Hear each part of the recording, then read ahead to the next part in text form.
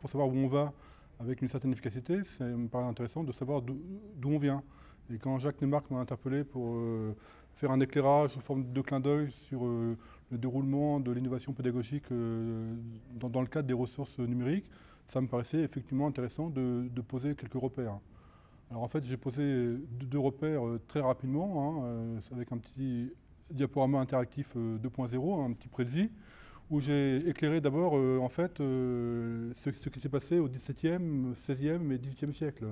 Puisqu'en fait, on a l'impression qu'on innove, mais en fait, quand on regarde un petit peu ce qui se passe, la notion de carte mentale, la notion de machine à lire, ou le principe des réseaux sociaux existait déjà au XVIe, XVIIe et XVIIIe siècle. Donc en fait, ce qu'on voit, c'est que l'homme est une machine, est un être à apprendre, et qu'il a toujours cherché à optimiser ses environnements d'apprentissage. Donc en fait, on est dans une parfaite continuité, sauf que cette continuité, aujourd'hui, effectivement, elle profite des nouvelles technologies, avec deux grands vecteurs de développement que j'essayais d'illustrer dans ma deuxième partie, qui sont d'une part le vecteur de démultiplication que nous offre Internet, qui change la donne en termes d'accès aux ressources, en termes de diffusion, etc. On quitte un champ de connaissances réservé à une élite, où aujourd'hui, on a, grâce à ces nouveaux réseaux, la possibilité d'élargir les champs d'audience et donc de créer des possibilités d'apprentissage nouvelles. Et puis le deuxième point sur lequel j'ai voulu insister dans ma présentation, c'est l'impact de l'image dans les processus d'apprentissage. Et ça a été parfaitement illustré par mes collègues d'Animedia, l'Université de Lyon, etc., qui ont montré comment avec les images en 3D, on arrivait à avoir de l'innovation pour mieux comprendre des phénomènes, mieux comprendre des avantages.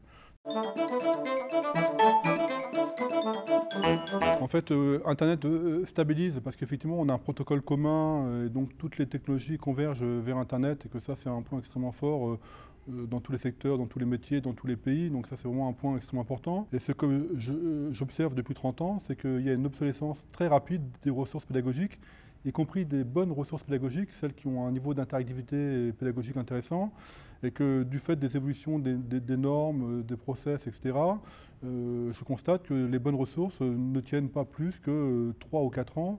Je suis un peu inquiet sur l'effet Internet, où on a toujours des choses nouvelles à développer, etc., et que le champ de la formation n'a pas le temps de réellement d'intégrer ces ressources de manière durable, et qu'on évolue. Mais on gagne en termes de modèles et d'ouverture pour avoir des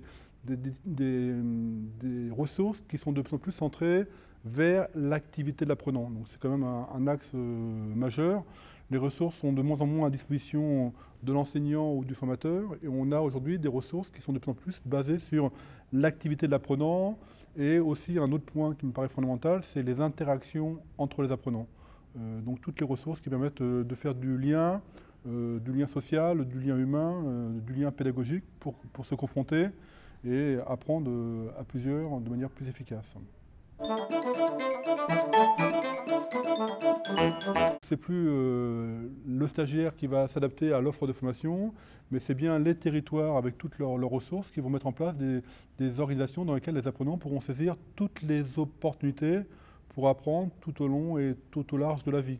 Donc c'est quand même une petite révolution copernicienne. Avant, c'est le stagiaire qui s'adaptait à l'offre de formation. Je pense qu'au XXIe siècle, avec les ressources numériques, avec les nouvelles responsabilités des acteurs territoriaux, c'est plutôt l'apprenant qui va bénéficier de dispositifs lui facilitant le développement de ses compétences sur son territoire, dont un territoire qui me paraît fondamental, qui est le territoire numérique, qui est en train de redistribuer les cartes dans tous les pays du monde entier.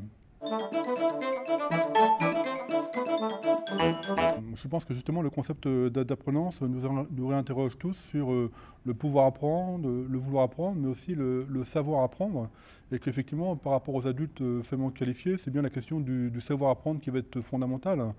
Grosso modo, pour faire simple, il y a deux types de populations. Il y a ceux qui savent apprendre à apprendre et qui vont s'autonomiser dans toutes les situations sociales, personnelles et professionnelles. Et puis il y a ceux qui n'ont pas forcément les repères pour apprendre à apprendre efficacement et qui vont se heurter à une série de difficultés du fait d'une part de l'évolution de notre société qui sera de plus en plus individuelle malheureusement et qui sera aussi de plus en plus complexe.